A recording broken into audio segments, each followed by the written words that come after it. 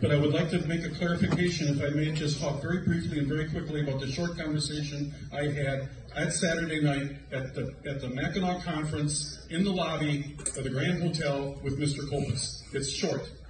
I was speaking with Hassan. You're familiar with the lobby of the Grand Hotel.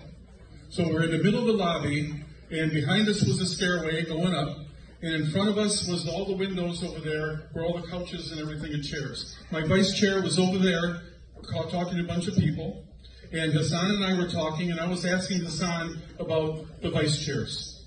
I had heard how their guys are iced out, and we were talking about that, and Hassan said to me, "There's James Copus." Really? I almost snapped to attention. Really? Well, I got to talk to him. Excuse me. I went and found Lisa, and we went and I talked to Mr. Copus. Very short. I'm almost done. I introduced myself and her, Macomb County Chair, Vice Chair. I said, "There's things going on that concern me, and maybe you can help clear it up." He said, "Well," quite a guy. He said, "Well, first of all, I'd never lie to either one of you, and I don't care what you think." Okay, I'm good with that. Don't lie. I don't care what he thinks about what I say. But anyway, he said, "First of all, this is what we have to have. We have to have the same identical bylaws in all 83 counties, or everybody's bylaws have to contain certain elements demanded by the state." I said, "Really? So I'll tell you what, I can't do that. I'm the chairman. I can't just do that. It's going to go before the committee. Now, the committee will look at that and discuss it. Somebody will make a motion in a second. There might be more discussion, but there's going to be a vote eventually, and they may not like what you're doing." Well, they're real close, like me and Roland. "Well," he does that in my face, snaps his fingers. He says, "Well, then you will no longer be chair." He pointed at Lisa Mankiewicz. "You will no longer be vice chair. The chairwoman will dissolve the Macomb County Committee, and there'll be a new election in Macomb County for a committee." That is what he said. Lisa said, "Are you really Republican?" He said, "I'm too far right to be a Republican." And that was the end of the comment. And that is almost a tape recording. I'll never forget that conversation. So, ladies and gentlemen, this guy's got to go. If you want to do it today, he's going. He's got to go, and so does Studebaker, and so does this chair that allows it. What's up, guys? Welcome to an earlier than expected Rescue Michigan weekly live stream. My guest and I were going to do the stream tomorrow, and then we realized we are actually both going to be at a special event tomorrow night at the Suburban Collection, where there will be a very special guest. Patty says, "Awful sound." Whoa, feedback. Hey, Scott. We were trying to debug this before the show. It looks like everyone's getting the echo, not just me. So are you getting the echo now too? The audience is getting the echo. Is the problem. So, but you're not. Well, I'm not because I turned my music my audio all the way down. I'm in on a phone. Okay.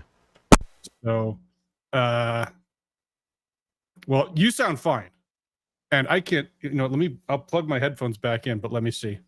Yeah, everyone says you're good. The thing is, somehow what you're doing is coming through into my end. So let me see here. Hold on.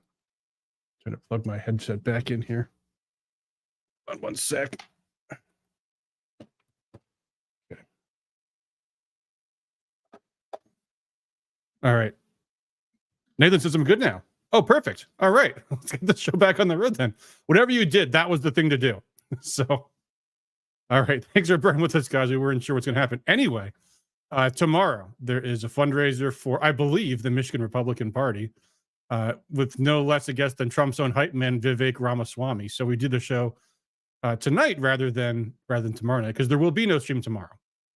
This is our weekly live stream instead. I'm very privileged to have Scott McMahan joining me once again. The last time Scott was on a few weeks ago, it was he and several of the people he interviewed talking about the conspiracy to overthrow the Michigan Republican Party. And Scott, you've been just going gangbusters on X and on your own website, biggertruthmedia.com. Lots of new stories. And I had the pleasure to see you speaking at a local event where you were going into some of your newer findings about not just the plan to, Lord, no, he's just not talking. Not just the plan to take over the state party, but actually Republican parties all over the country. So, welcome, Scott. Good to have you back. I want to pull up the story on X that you just posted a little while ago, because that's what that clip was about. This Jim Copus, he was actually removed as executive director of the state party on January 6th, but now he's voluntarily stepped down. And this is the story here. So, Scott, tell us a little bit about what's going on, because you got the story. I did not, that apparently Jim Copus has now voluntarily resigned.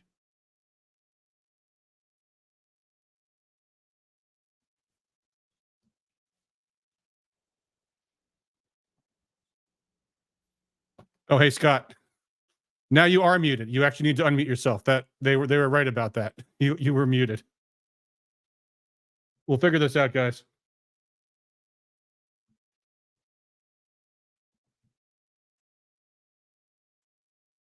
Whatever you did, you have to undo it and do it back again whenever you're speaking. Okay, can you hear me now? Yes. That's so strange. And my echo is back. Oh, that's so strange. I'm sorry. No problem. Okay. No problem. Yeah, so I yesterday, I guess Copus resigned, and Warren Carpenter gave him a call and talked to him. And I texted with Warren last night, and I tweeted about that too on X, what Warren told me that he told Jim. But I wanted to talk to Jim myself and just see if I could get some more information. So I texted him today, and he said, well, call me. So we talk, and I kind of lay it out here. He had no interest in talking to me about the resignation or anything else. He said, first, I want to talk about the story that you wrote about me. And I had emailed him, and this is, that's that second story right there. I had emailed him before I published this story, and he never responded. And I don't know if it went to junk mail or what. We hadn't talked before that. So he never responded to this, to my request for comment on this story. And he had he had interesting issues with the story. For one, I never said that it was a criminal complaint, and it was a civil complaint. And I didn't know that you could have a civil racketeering complaint that's not a criminal charge. I didn't know that you could have with RICO, you could actually have civil or criminal, which is what he told me. So I said, okay, I can correct that. I can just clarify that more on the story. And he said, well, you got to correct everything. Okay, so what's everything? And he said that the whole complaint was a lie by Flextronics. And that's that 20-page complaint right there. And he said the entire complaint was a lie, that everything that the attorney said in it was a lie. I said, well, if that's the case, then you should have sued them. They perjured themselves. And he said, well, that's just what attorneys do. And we kind of, he talked quite a bit, and I just kind of let him talk. And he said that because in this complaint, what it says is that what Flextronics alleges is that he got an offer for these 9 or 10 properties for $8.5 million, right after he was hired by the company to do this, to sell them. And he turned it down after several months. And then it said that he got another offer for over $6 million. And then he turned that down. And then he ended up selling, after like a year or two later, he ended up selling two of the properties to his wife, and they didn't know that it was his wife, and the price was 10 to 20 cents on the dollar, and then they said they alleged that he flipped those properties to these original buyers that had made those higher offers to begin with, and that they said that he made about $1 million in profit. So that was the backstory there. At least that's what they allege. He said it's all a lie, that they never had any offers before that. And this is, what happened in 2004. So I went ahead and put his comments on there, corrected it, just gave his side of the story. But yeah, that was the conversation. And in that I quoted him. You might want to pull up so I can read that quote. Oh, hold on. Yeah, there you go. So I asked him if Flextronics perjured themselves in the complaint, and he said yes. He said that was all a lie. That was just bull. That absolutely unethical lawyers will argue in court, just like that moron Matt DePerno did last week in Kalamazoo. Lied through his teeth. Are you kidding? Most lawyers have no ethical basis. That's why I went to law school, which I thought was hilarious, to figure the game out, and I understand it. So apparently he understands how to lie. He learned how to lie in law school, I guess. Not well enough to actually become a licensed attorney. Not in Michigan, at least, and probably not anywhere else. By the way, before we continue on this thread, people in the chat are lighting me up because there's already results coming in from South Carolina where, let me bring this up on the screen, Donald Trump has already been declared the winner in the South Carolina primary. He has, I think, 60% of the vote, which is a record in the South Carolina primary. I assume that's not counting like when there's a presidential incumbent, but there you go. With only actually a lot of it's been out already. 63% of the vote, and Trump has nearly 61% to Nikki Haley, 39%. That's with Democrats voting in the Republican primary, because why would they vote in their own? And B, it being Nikki Haley's own home state. So there you go, guys. That's probably a preview of what's going to happen in the Michigan primary. But nonetheless, and I talked about this in my email today, make sure you vote, folks. Don't forget to vote. It does matter because it looks a lot nicer when Trump's number is 61% than when it would be 54%, and a lot worse than it would have been if it had been 80%. Yeah, Jason Mickelberg says he destroyed Bird Brain. The most entertaining news of this election was when Nikki Haley lost to none of the above. That, of course, is in the Nevada primary, where Trump was not even on the ballot because he was doing the caucus instead. So there you go, folks. Another great night for Donald Trump. The next night for Trump will be this Tuesday. So if you have not already voted, get out there and vote. Anyway, Scott, do you want to continue? We were talking about. Well, I have some thoughts about Nikki Haley in the primary and how it actually all relates to my reporting and the research that I've done.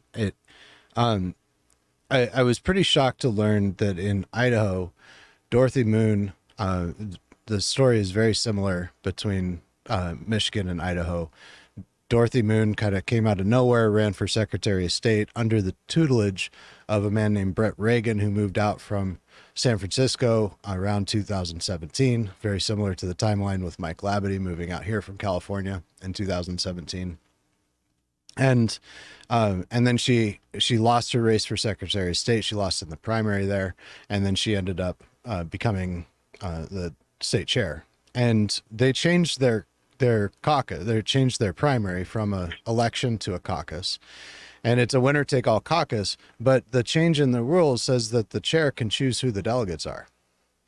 And there's yeah. And, Karamo, from what I understand, she intends to send her own delegates from her caucus in Detroit.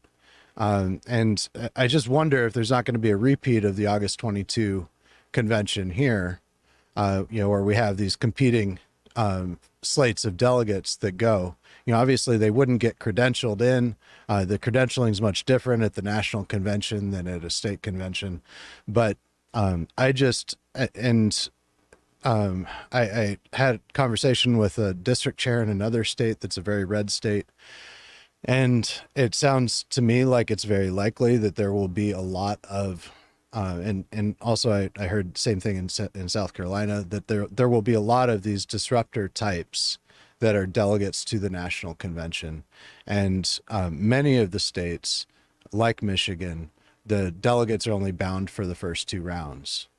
And so I just wonder if they're planning, you know, I can't prove it obviously, but I just wonder if they're planning some funny business. And that's part of the reason why there's so much funding from the Democrats going to Nikki Haley, why there's so much media attention on Nikki Haley, trying to get Democrats to vote for Haley in the primaries, hoping that she'll have enough delegates that she can make it to the 3rd round. And so that, you know, it's just a hypothesis that, you know, that they try all different things on all different levels. So, I mean, we've seen that happen, but I just wonder if that's not part of their devious plan. Well, in my experience with the national conventions, there always is a plan to do everything possible to do anything you need to do to prevent the populist from being the nominee. That was true in 1980 when Ronald Reagan was the nominee.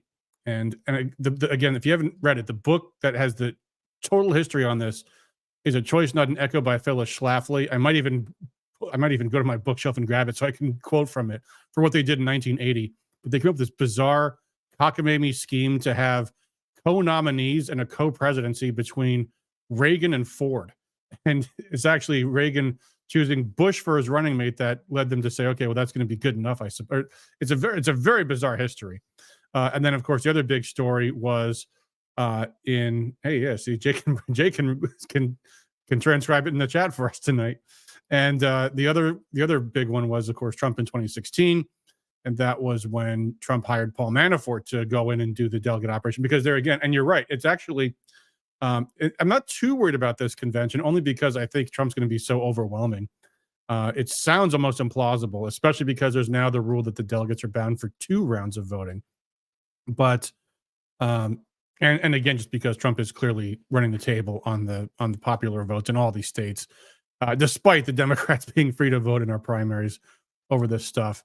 Another thing too is I think, you know, as crazy as some of the Karamo people are, at the end of the day, most of them are actual Trump supporters. They're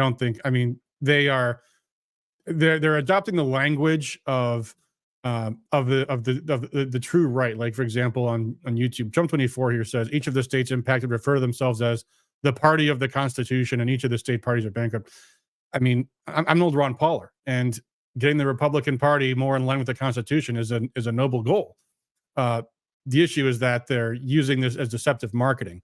But the problem is these Karamo people really are Trump supporters. It's not all a complete act. It's that they have been radicalized by the Labadie folks into creating this ideological purity test and this ideological dictatorship cult that they have, which, you know, you can see probably is going to have some issues when they get into issues that are controversial, even within the far right. Like, for example, foreign policy. There's people that are very pro-Israel and people that are very non-interventionist, but they'll probably just avoid those issues.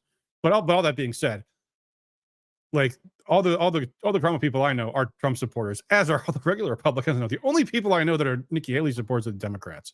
So I don't know how they're going to score that circle of the national convention, but they will probably try to cause all the chaos they can. Go ahead. Well, we'll see. But as you said, it's really important that we vote. Yes. You know, we can't give her an inch. So.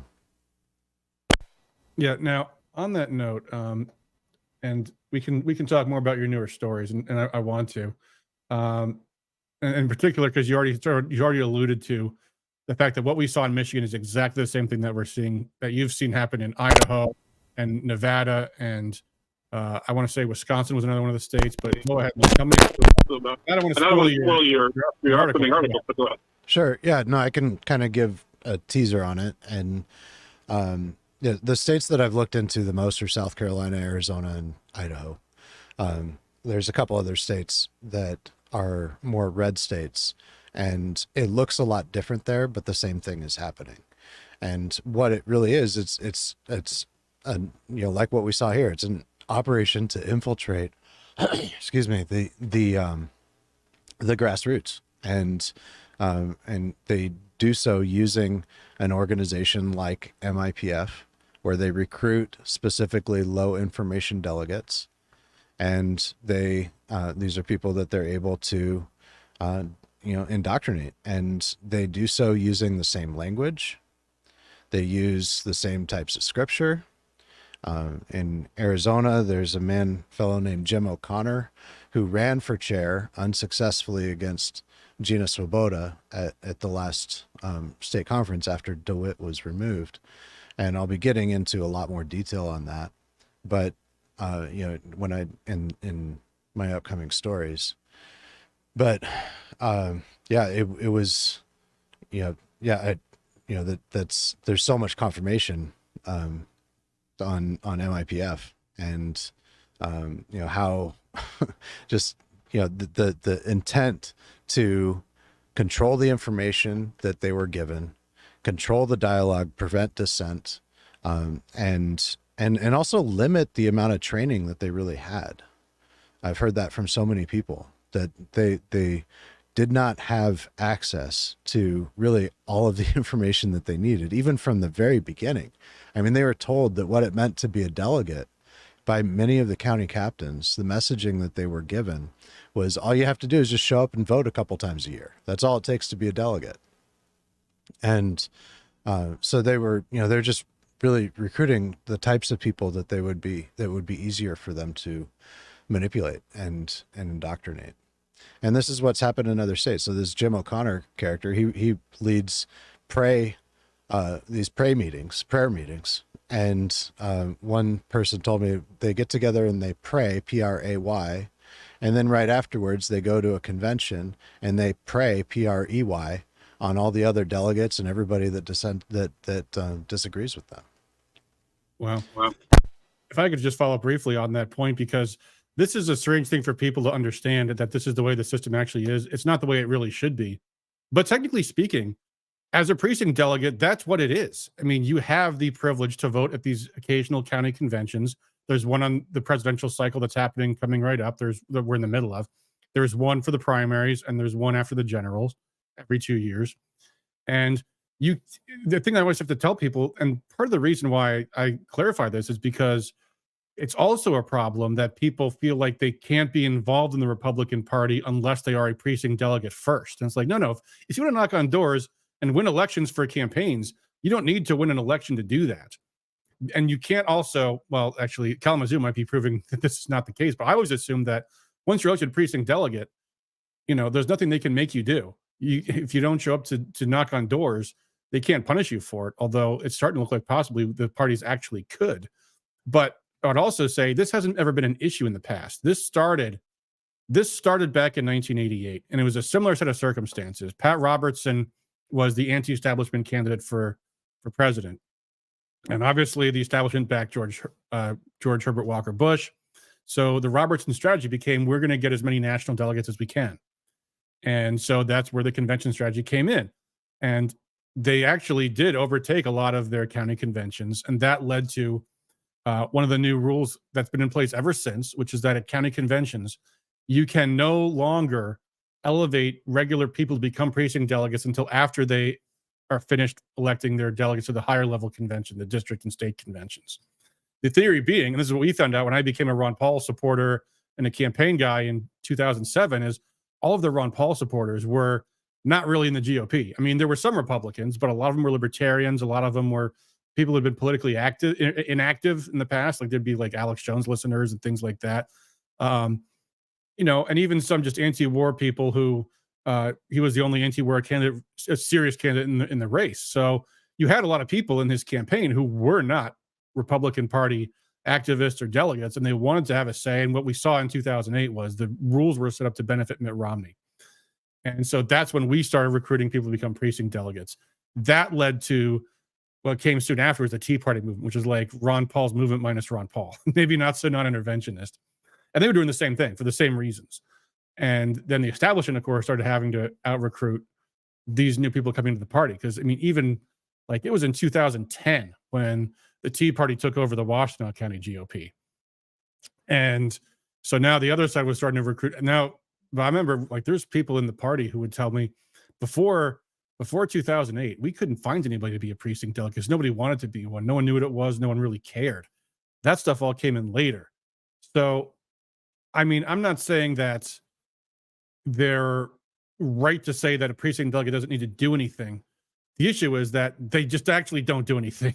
They view that it's not about, for them, it's not about building the party. And, you know, like I remember in the Ron Paul 2008 campaign, our grassroots director says to me, you know what, Adam, when we take back the Republican Party, we are not going to treat them the way they treated us because they abused the rules. They kept us down. We're going to let every voice be heard. We're going to be fair to everybody. We're going to be a true big tent, and we're going to win on our principles. And of course, that never actually happened. But then again, it wasn't Ron Paul's movement that took over the GOP. It was this corruption of it, it's borrowed heavily from their messaging in a lot of ways. And yet, where the distinction is, as you point out in your articles, is in the tactics, is in the cult mentality of the people behind it, and the fact that at the end of the day, most of these people who are taking over the party never really do anything. They don't knock on doors. They don't donate. They don't recruit candidates. If they run for office, they tend to run very buffoonish campaigns. And except in some very red areas, they tend to lose. And the result is just damage all up and down the ticket. And no one knows what to do about it. And I think the people who want to do it, or the people who are happy about this, are the Democrats.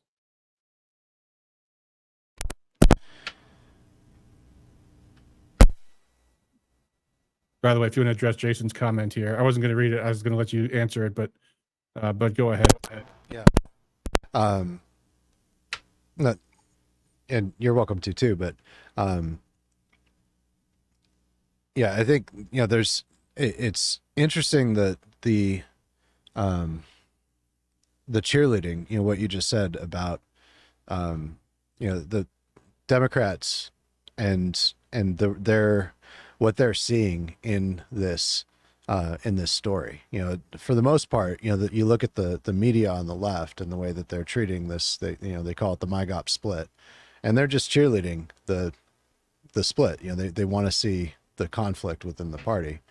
But I'm also seeing some Democrats that don't like, you know, that they don't like the tyranny that they're seeing in their own party. And when they look to the Republicans, they see the same thing, this ideological purity test kind of thing. You know, the tyranny that we've seen in the Karamo regime, and they see that kind of thing there. So that, you know, there's a lot of people, I think, not just, you know, moderate Democrats, but also independents and moderate Republicans, that feel like they just don't have a party. That, you know, the Democrat Party is extreme, and the Republican Party is extreme. And I don't think that this is about being extreme, you know, in terms of viewpoint.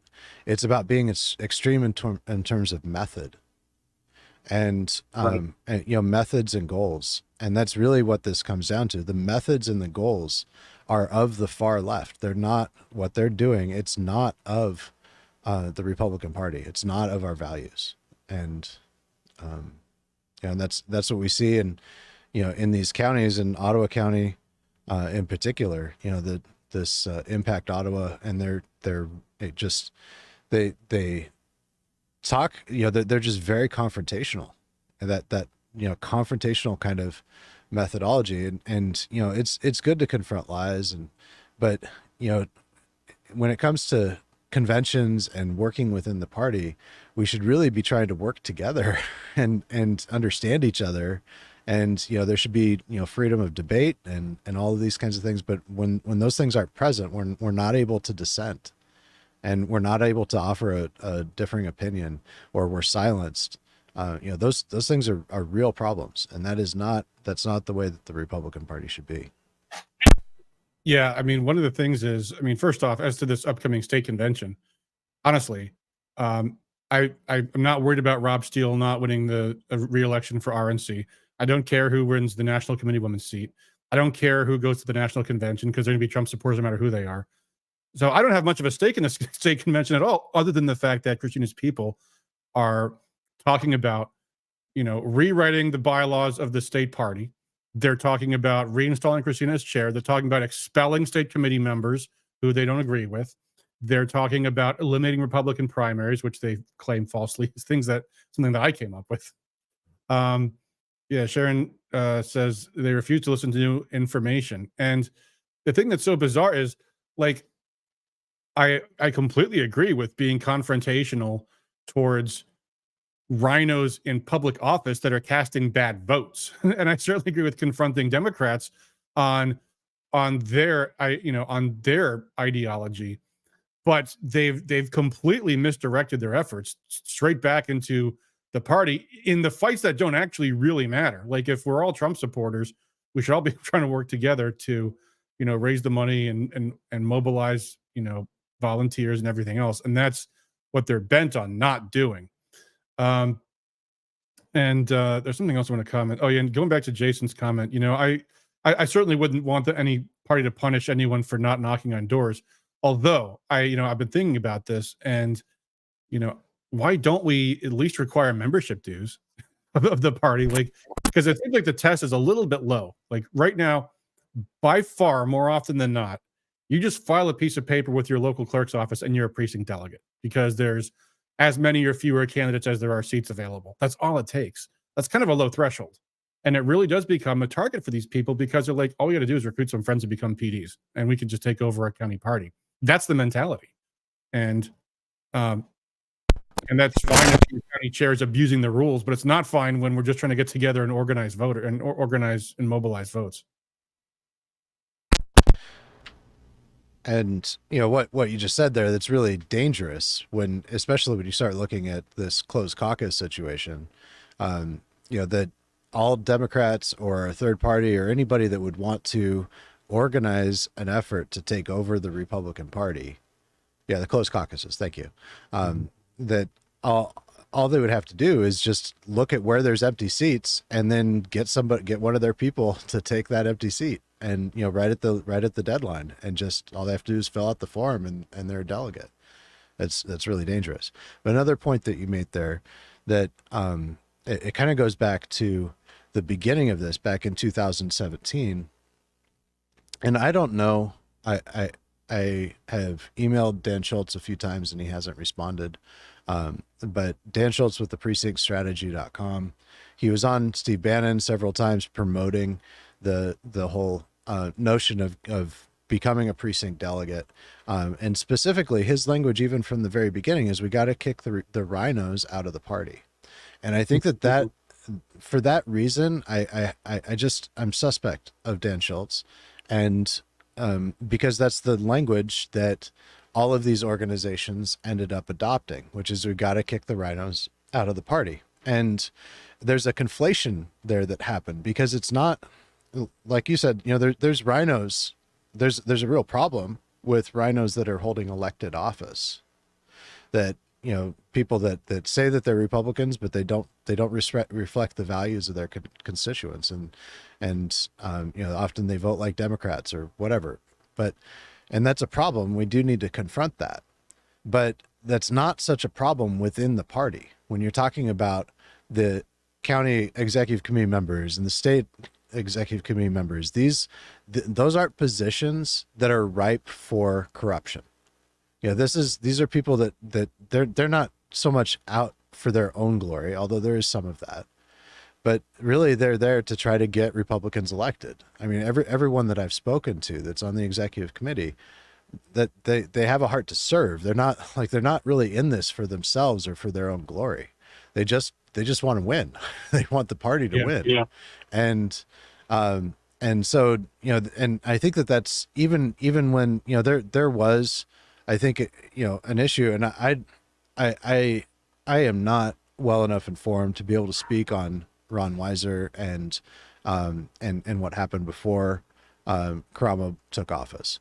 But I do believe that, there is a common theme where there's kind of the old guard that had a lot of power and a lot of wealth that ran the Republican Party. And that happened from talking to people in lots and lots of states. And, but the reality is that, all it takes is some delegates to say, well, we want something different. The problem is that we haven't had discerning delegates, and that the delegates have been misled, and they've been misled in order to use methods creating chaos at convention, yelling and screaming and, silencing debate and, bending the rules and the bylaws don't apply, all of those kinds of things. And those are consistent in all of these states that I've looked at. And it's extremely problematic, especially when you look at what their goals are. And, their goals are just chaos. They have nothing to do with winning elections. Their goals really are that when you look at the different initiatives that they take once they have power, it's, they just like Karamo has, they reject donations. It's like there's an intentional drive to bankrupt the party and to make the party just completely futile. Yeah, I think one of the big issues is that you have to be able to isolate what you do as a policy activist versus what you do as a party organizer. Like my own RescueMichigan.com website, we chronicle all of the votes that they take in Lansing. We call them out on their bad votes, and we generate lots of angry voters in the districts of the members that do the wrong things. And that's ordinarily exactly how you enforce discipline in the party. And that's what the Democrats have done successfully for years is, you make it so that the party feels pain. And it works because people don't believe it, but actually majority really does matter to politicians. And it really comes down to a very small number of votes. And the politicians live in constant fear of alienating any major constituency of theirs. So if you just do those things and then you send them enough letters, then you actually get changes in their behavior. And I've seen this. I've killed bills just by sending out email blasts from time to time. The distinction is that's when I'm wearing my Rescue Michigan hat. When I'm wearing my Washington County Republican Party hat, I'm not going to complain about the state rep in my county who doesn't have a great voting record, because to me, that's dishonorable. To me, if you're in a party officer's job, your job is to win for the whole team. And if you're not willing to do that job, you shouldn't be in that seat. In fact, I think the notion of purging anyone from the party who understands that their role is to do everything they can to get Republicans elected, regardless of their voting record, then you're not honorably serving the role. As what these people actually want to do is they want to be dishonorable. They want to take money that was given to supporters of congressional candidates and take it from them and instead go to pay Kristina Karamo of her own salary. These are the issues I have. And I'm seeing some people in chats. Jason says, we need to install a vetting process in your bylaws. I'm not sure I like that idea. I can see that being a double-edged sword. And Sharon makes the point, who vets all the precinct delegate submissions? Washington will have 100 names for 3 spots if delegates only decide all of our candidates. Yeah, it's going to be a complete disaster. Dwayne says, our chair, Patty Pozios, has been knocking on doors once again today. She could use some help. Yeah, all these people that are obsessed with the party aren't doing anything. But I want to get back to what you were saying earlier, Scott, about the low information delegates. And I've got something to share on the screen here. This is an email that came out. This has been sent to me 4 times today. From this shadow organization. It's not an organization, really. There's an email that came in. The first one I saw was at 1:14 in the morning last night. And then it got sent to me multiple times throughout the day today from another organization that doesn't exist. It has no website. It's just coming from MailChimp, calling itself MIGOP Watch. It's not signed by anything. It doesn't have a real address. This is a lie. This is spam. The only reason I don't mark it as spam is because I want to see what else they send out. But here's what the email sends, and this is what it says. Beware of fraudulent credentials. When you go to vote this Tuesday, February 27th, in the Republican presidential primary, be very vigilant of the credentials that poll watchers and their challengers are displaying. Individuals displaying credentials signed by Kristina Karamo are not authorized to act in that role in the polling place, and you should immediately call 911 if you see fraudulent credentials. Per the Michigan Republican State Committee and Republican National Committee, Kristina Karamo is no longer chair of the Michigan Republican Party and has no authority to issue credentials. Further, individuals bearing credentials with her signature may be bad actors seeking to disenfranchise voters supporting President Donald J. Trump. Bold underline, all city and county clerks have been copied on this email for their awareness. I doubt it. And then in big letters, if you see something, say something. And then again, if you see false credentials, dial 911 and video record in accordance with state/federal/local laws if you feel voter disenfranchisement is occurring. Copyright 324 Michigan GOP Alert. I can give you a reason why I know this is a fake email, but Scott, you want to jump in, so go ahead. Yeah, that's you look at what's the objective of this. Like Jay said, call 911. I mean, that's the only reason why they would want people to do this is to agitate people. They want to create chaos and conflict. And I don't see any other objective to this. And it's a similar thing to an email that was sent out several weeks ago. I wrote a story about it where they had this stupid survey that they were doing. Who are you going to vote for? Who do you support? I don't remember the details, but I did write a story about it. And that also had a fraudulent fake address that just doesn't even exist. And so I don't know who's behind that. I could speculate, but it's clearly the intent is, yeah, there you go. There's a survey. So if you scroll down Yeah. a little more, it shows I think I had screenshots of the whole survey. Yeah. This false information is rampant, and it's the same language. Actually, it looks like it was probably the same person writing it. And I could give a pretty good guess, but I think everybody should just guess. And then the rest of the survey questions are there. But probably, my guess is that it would be somebody within the Kristina Karamo orbit, because, who would do that? What would anybody else have to gain? And they might be saying, this is, Kristina's not, but it's this act of projection where they're trying to demonize us to make us look like, or the people that have removed her, to make them look like there's something wrong with them, that they have ulterior motives. Yeah, let me go back to this for a moment, and let's break this down for a minute, folks. Like, first off, this is made to look as if this is coming from Pete Hoekstra or the official MIGOP, because they're asking for people to call the police if they see anyone with a Kristina Karamo issued credential. So first off, key bono, who benefits? This is an email that's designed to make Kristina Karamo and her supporters look like victims. It's designed to make it look like, and secondly, what are they doing? They're eliciting, on the face of it, they're eliciting Hoekstra supporters to dial 911 if they see someone with Karamo credentials, which, first off, why would they do that? Like, if they're a Republican poll challenger, who cares what side they're on? Secondly, what credentials? Has Karamo issued any credentials to anybody? Why would Hoekstra be concerned about Kristina supporters having poll challenger credentials? Why would this whole story makes no sense. Individuals bearing credentials with their signature may be bad actors seeking to disenfranchise voters supporting President Trump. Why would Kristina supporters do that? Let me highlight this for a second here. Where's multiply? Here we go. Oops, that didn't work. Okay, never mind. I tried to highlight that and it totally backfired on me. So, in sum, we have an email that's asking for people to get themselves into legal trouble.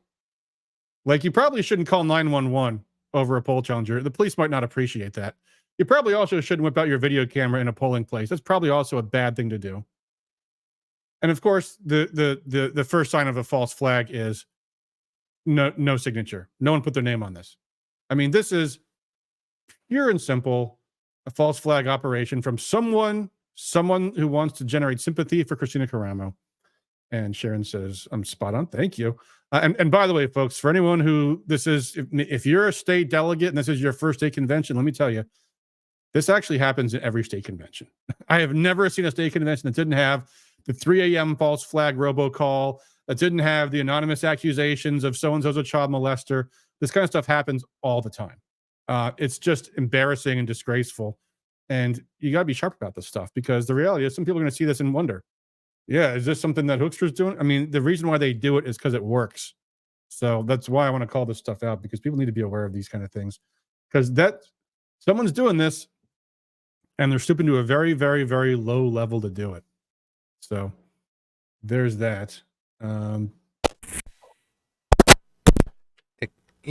we look at the left and what their motives and methods are, and their objectives, I often think of Dennis Prager, an interview that I watched with him a few years ago, and he said that he spent years trying to figure out the left, and he finally came to the conclusion that you can't figure it out because all they want is chaos, and they just want chaos. And he said once he came to that conclusion, he had a lot of peace with the left, because you can't figure it out.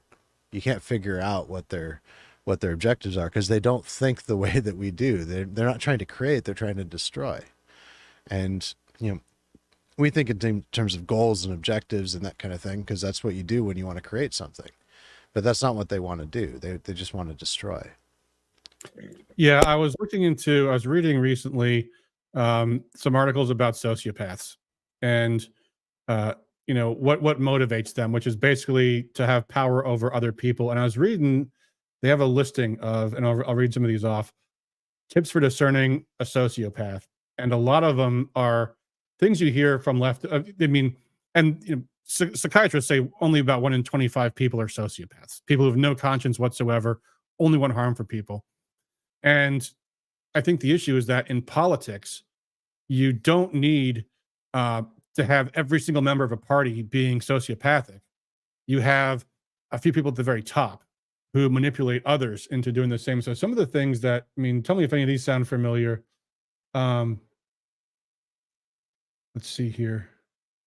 Just as often as they try to evoke pity for themselves, sociopaths create or further poor impressions of others in a sort of preemptive self-protection for when others eventually discover the sociopath to be a liar or manipulator. I'm trying to find where exactly I read it, but one of the things they always do is pit their own victims against each other. That's another one of their tactics. And I think in a way, the radical left is a form of organized sociopathy. Jay Michaud says 1 in 25 people are sociopaths. Yeah, it's a lot more common than people realize. And it's something where our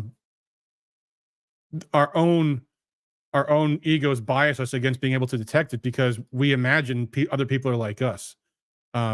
We see ourselves in others, and so it's hard to imagine someone that doesn't have a conscience. It's hard to imagine someone that goes to dishonest ways of like making arguments. But what I think the issue is that they're able to get other people to do the wrong thing by casting it as a right thing. Like, for example, like at the January 13th meeting, there was one of our local people who I know is a good person, was led to voting to expel multiple members of the state committee, people who she had never met, people who did not give a chance to speak on their own defenses, on completely false pretexts of having a conflict of interest that they made no argument was actually there in the first place. And it's almost like there's some higher level of it. It's just like, because a lot of the books about sociopaths talk about them in isolation. It's an individual, maybe a serial killer or an abuser or, a con artist, something like that. And they actually will often say sociopaths don't like each other because they don't want to have someone who's totally self-absorbed interfering in their own game of the world.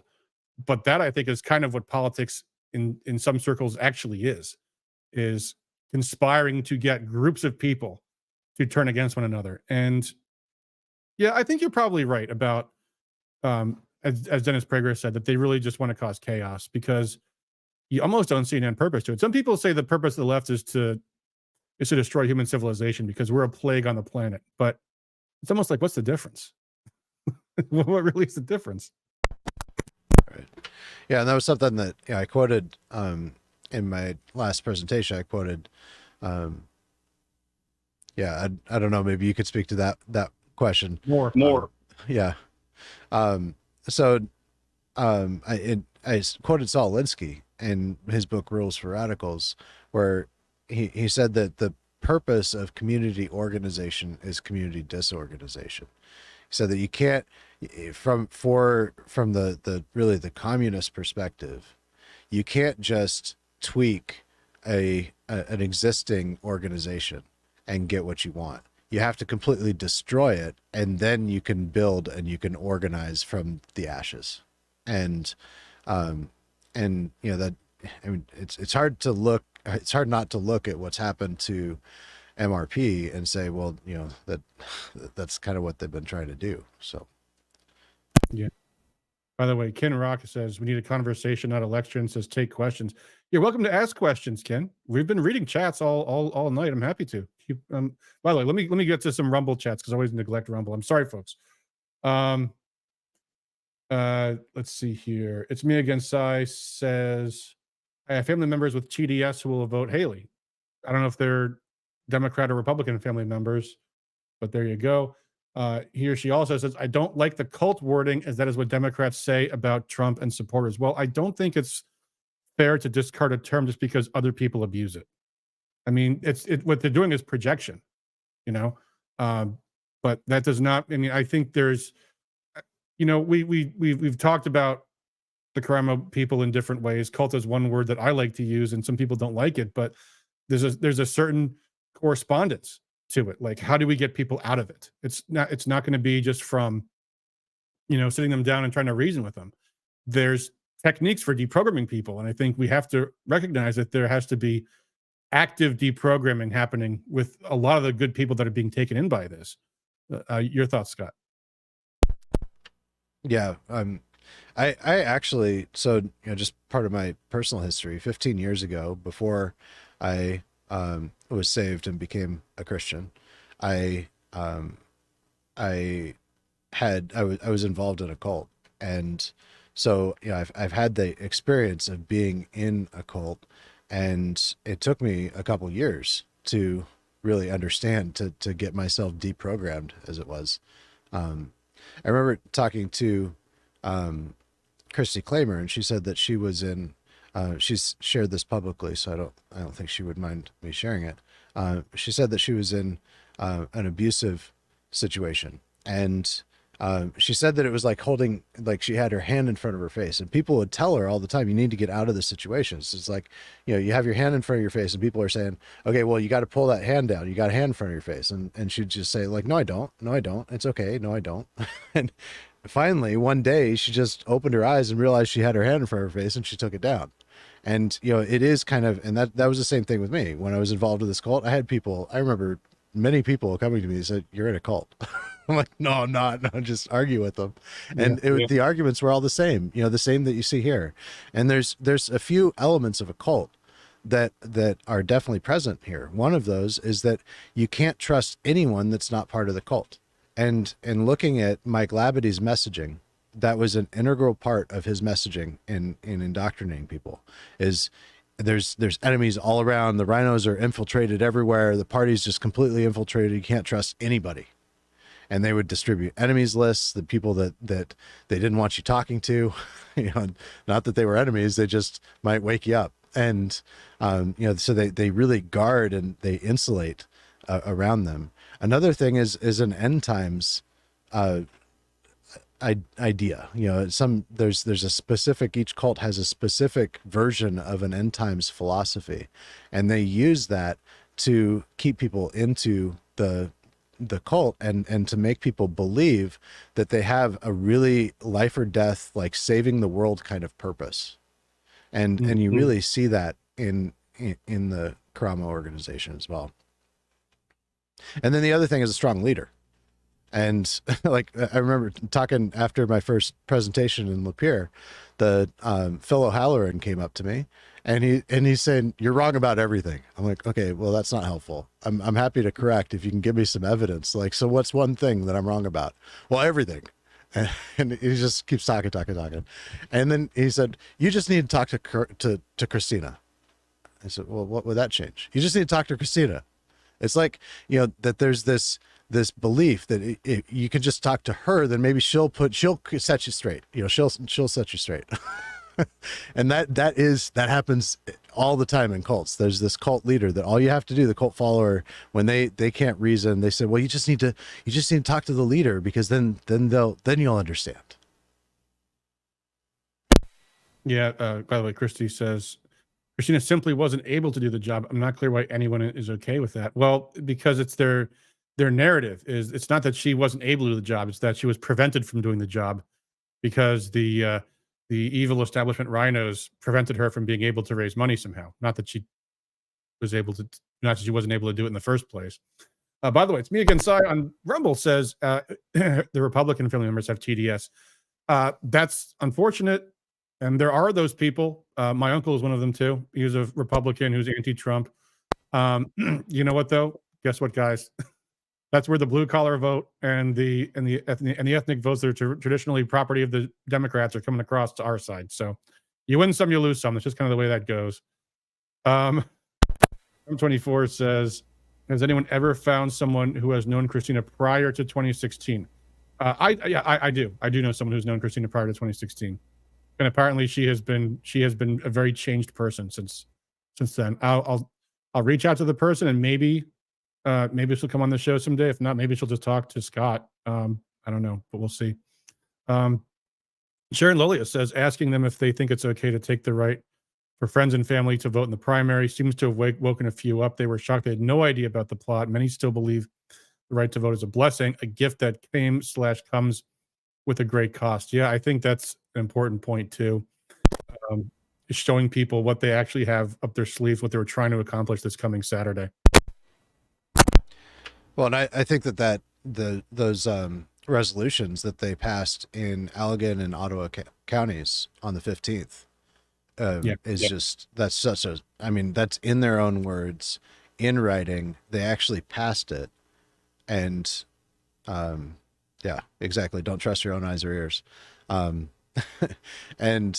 they actually passed it, and it does create, it's a ministry of truth. I mean, they're creating an investigatory and disciplinary subcommittee to investigate members, and whether or not, based on whether or not they adhere to the they demonstrate that they actually believe, or I don't remember the exact word, but that they actually adhere to the principles in the opinion of the committee.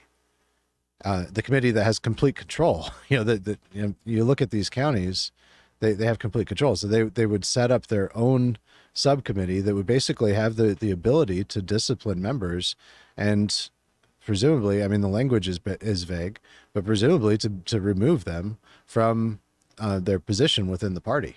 And then you juxtapose that with the next resolution, which is the closed caucus thing. And it's just, you have a closed caucus, and you have this disciplinary committee to, this ministry of truth to knock people out that disagree with you. Yeah, it's amazing because they themselves, their argument about why Kelly Sackett is such an evil queen of the Kalamazoo GOP is because she kicked out some members, and yet they do the exact same thing, and that's but that's totally okay. Which and by the way, yeah, I'm not saying I agree with them. I think Kelly Sackett probably knew what she was doing when she removed some people because she knew they'd be troublemakers.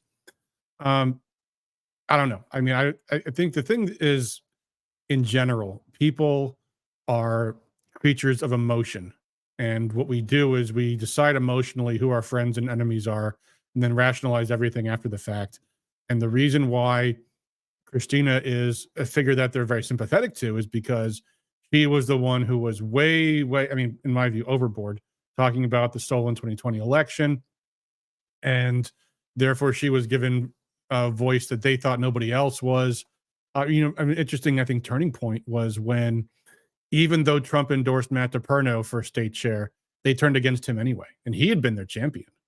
And the reason they said was because he sold us out on the stolen election stuff, which I don't know where they got that from, but that's what they claimed. But that was what I think her people were spreading that impression. And that's a lot of what happens at these conventions is they have a relatively small number of people that they can manipulate relatively cheaply compared to, actually having to win a whole primary election, which even in a state rep race is, tens of thousands of people.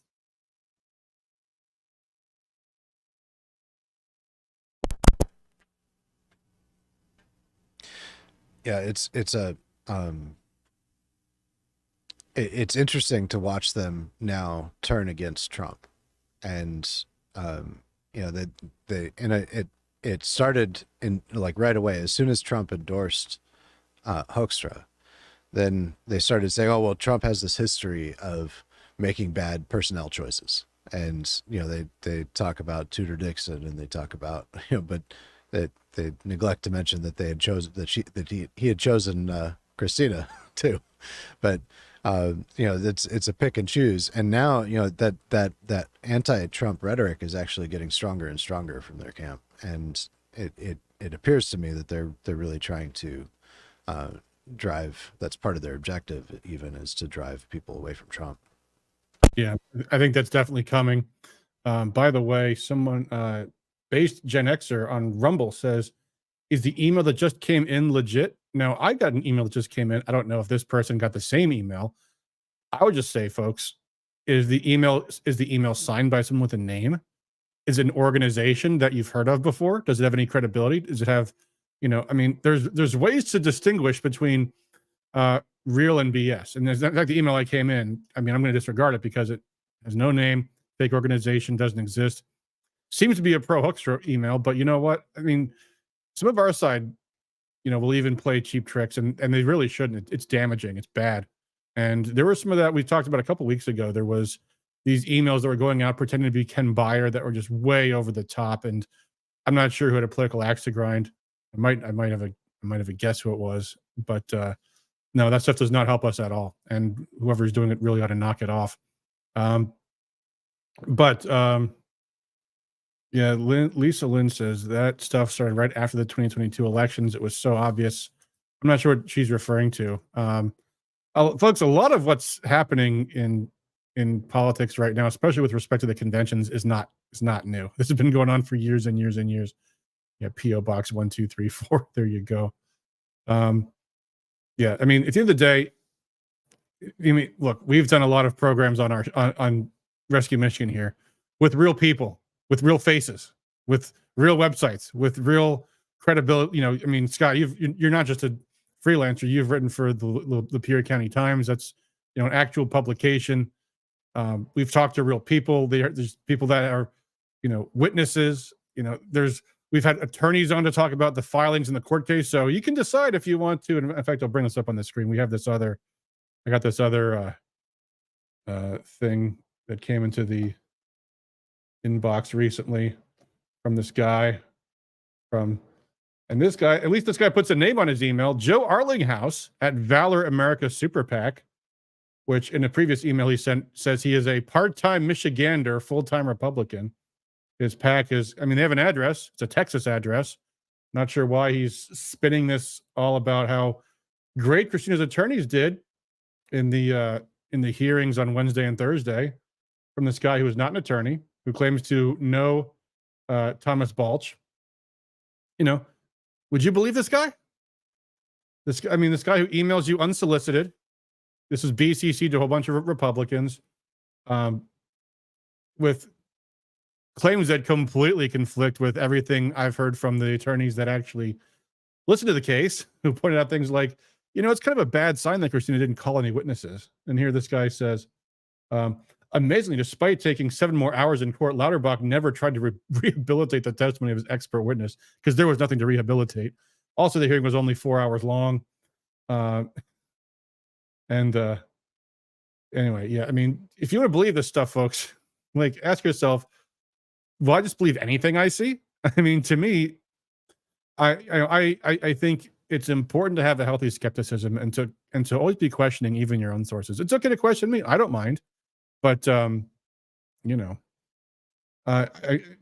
ahead, Scott. I was thinking about the same thing today as I was watching some of the speeches at CPAC, and especially from 2 people that I'm going to be writing about, and I don't want to name them right now, but people that have clear connections with these disruptive groups, and they're very popular, and they speak in a way that's just draws you in. They're great speakers. Is one of their last names rhyme with take? Perhaps. Or take and bake. The model that we have, the way most people think of politics and elections is you listen to somebody talk and then you decide based on whether you like what you hear that they say or not. And it's just such a flawed model. It takes it takes a lot of work to look at their actions, not their words, and to really look at the evidence about who they really are. And it's a lot of work, and it's a lot. And the problem right now is we don't have a media that does the work that helps at all. The media seems hell bent on confusing us further. But I'm doing this full time, and I can't imagine somebody that has a full-time job that's trying to figure out, who do I trust? Who do I believe? And the reality is you can't, the more I learn, the more I realize you can't trust anyone. You can't believe anyone for what they say. You have to look at what they do and what their track record is and who they associate with. Yeah. The other thing too is it's not a black and white world, folks. I mean, like, and give the example, and let's just assume you meant Kerry Lake in part there.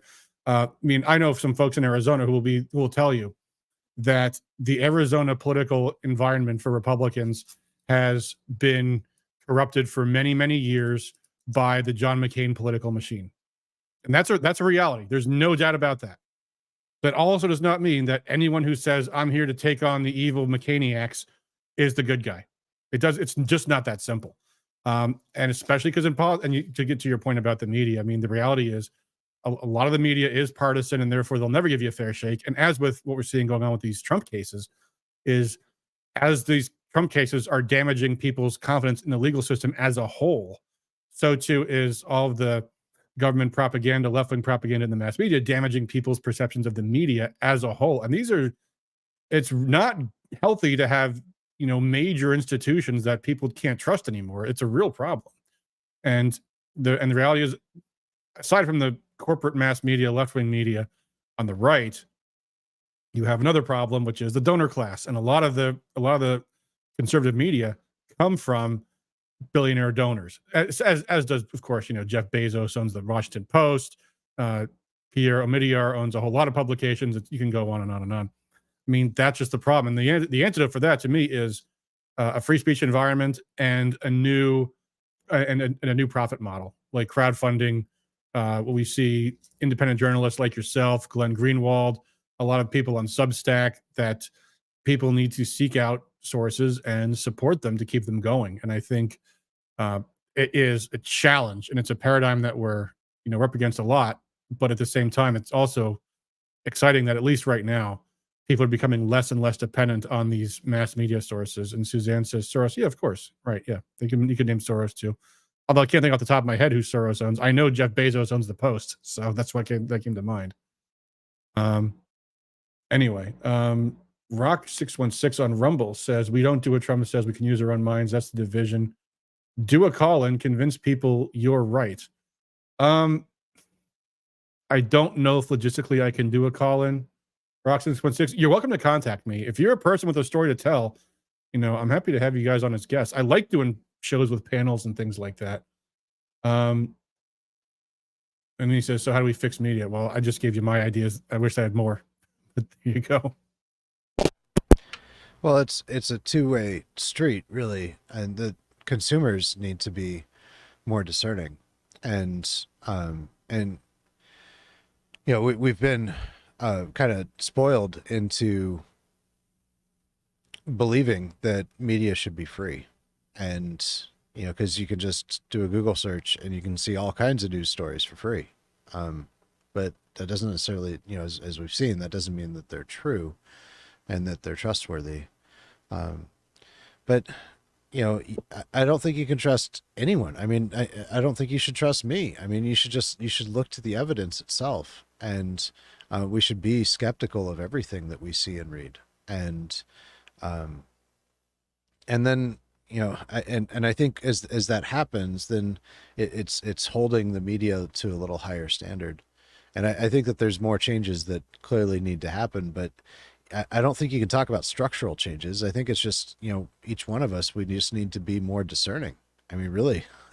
And that's, I had a conversation with someone earlier this week that, and she said that, so it's wrong to recruit delegates? And no, it's not wrong at all.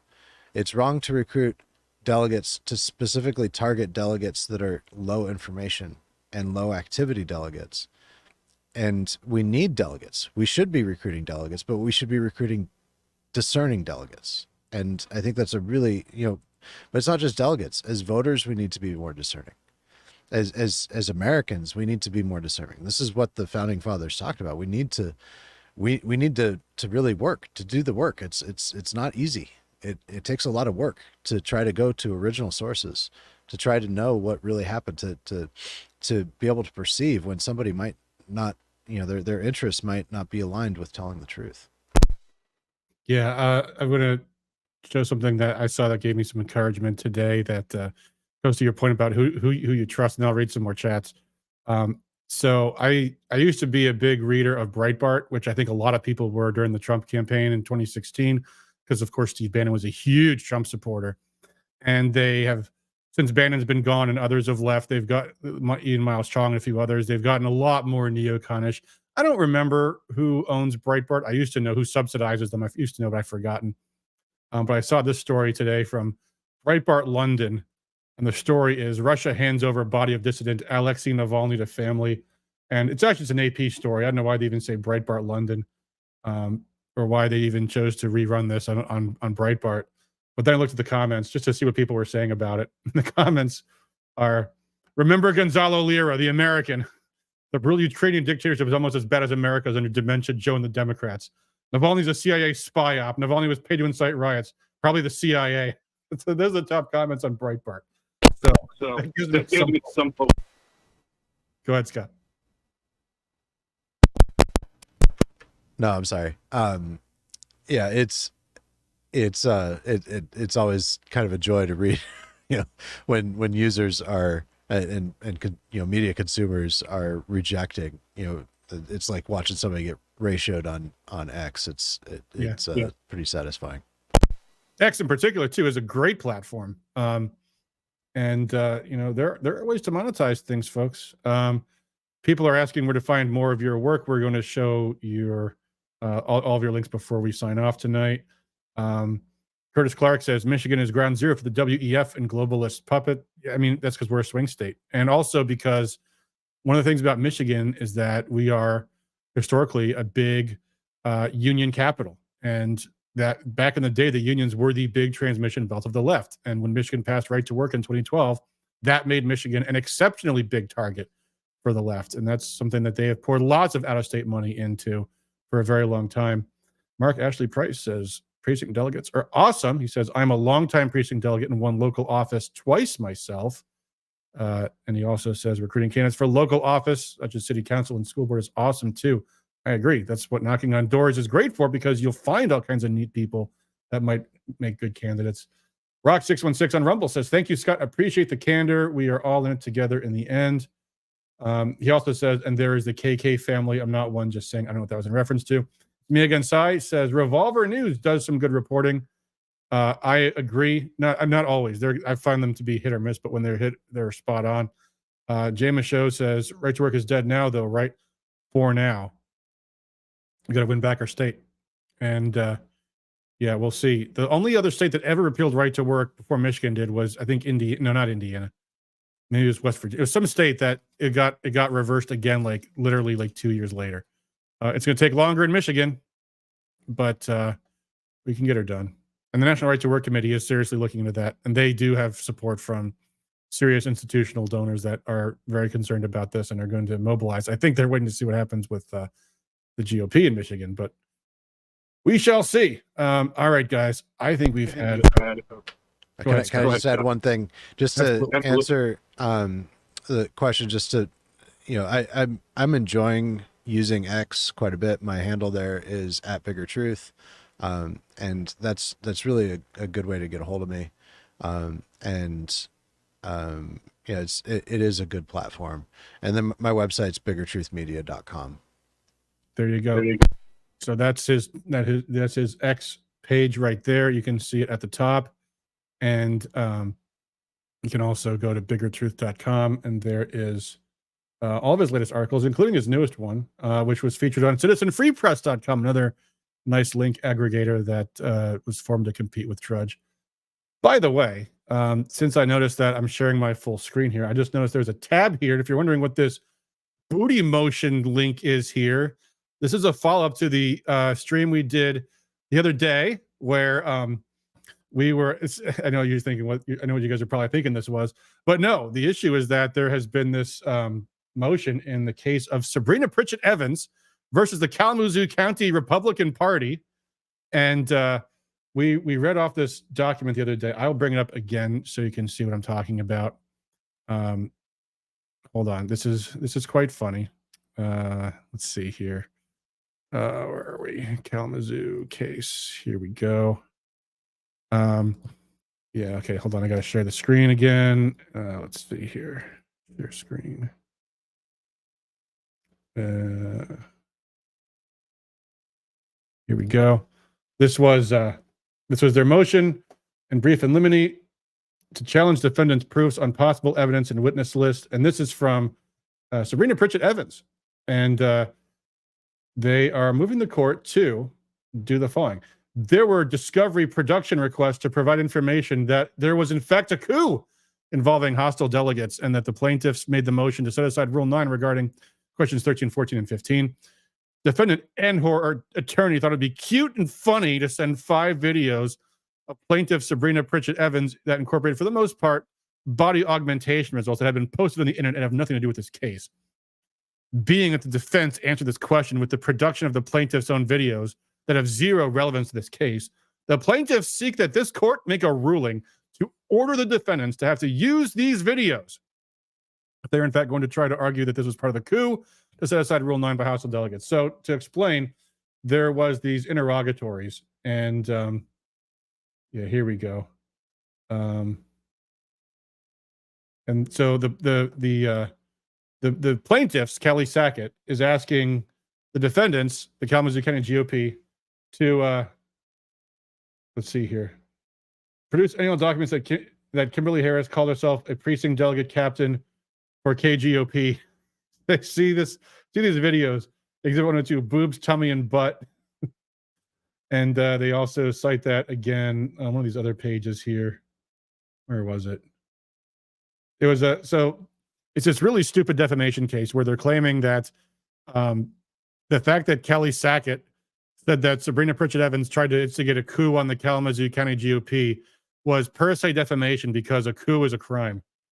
And so they say, show us how this is not a coup. And they say, here, see this video. And that was the video. We did find the video. We didn't have it when we did our stream the other day, but I believe I do have it now. So I don't know if we want to see the whole thing tonight, but why not? It's Saturday night. Here we go.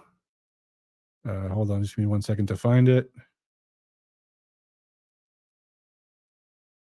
Hold on.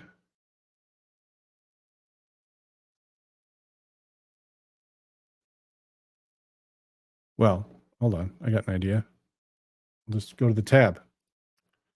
Present screen. And we're looking at, looks like this one here. Oh, no, that's just the motion. I have the video somewhere, folks. Maybe I shouldn't. This is a family-friendly stream. I guess we won't play the video of Sabrina Pritchett Evans talking about her boob job and her tummy tuck and her butt transplant. So never mind that. I guess we're not going to do that tonight. We will call it a stream. Sharon says, contact Scott about speaking engagements. Yes, you should do that. I saw Scott in, I want to say Northville the other night, and it was outstanding. And his presentation, when you see Scott's chart where he just shows, here's the organizations in Michigan, here's what they're called in Nevada, here's what they're called in Idaho. It's just, you can see this is an operation that's happening in state after state after state after state. Trump 24 also says Sabrina's a Democrat. There are photos of her with CEO of Planned Parenthood and is a group that supports DEI. Imagine my shock. That's what was it, Artisha Boehmer? Was that who I'm thinking of? The candidate for U.S. Senate? No, that's a different person. Sorry. Whatever. Sorry, Artisha. I didn't mean to say your name. It was someone else I'm thinking of, and I can't remember her name right now. Is it Taylor? Huh? Is it Taylor that you're thinking of? Last name? Oh, yes. Alexandra Taylor. Right. You got it. That was who I was thinking of. All right. Curtis Clark. Scott McMahan. Scott McMahan needs to be a Pulitzer Prize winning journalist. He needs to get a Pulitzer Prize for all the work that he's done. Thank you, Scott, once again. Thank you, everybody, for tuning in. Hope to see you guys tomorrow at the big dinner for fundraising for the Michigan GOP with Vivek Ramaswamy. And Lisa Lynn says, thank you for having Scott on. Thank you for your work. You are all very welcome. It's me again. Side says Citizen Free Press is good. I agree. I check Citizen Free Press on a regular basis. They're excellent. Don't always agree with them, but they're very good. Rock616 says big thank you to Rescue. All right, guys. Tonight, as always, thanks for all you do for liberty. Until next time. Peace.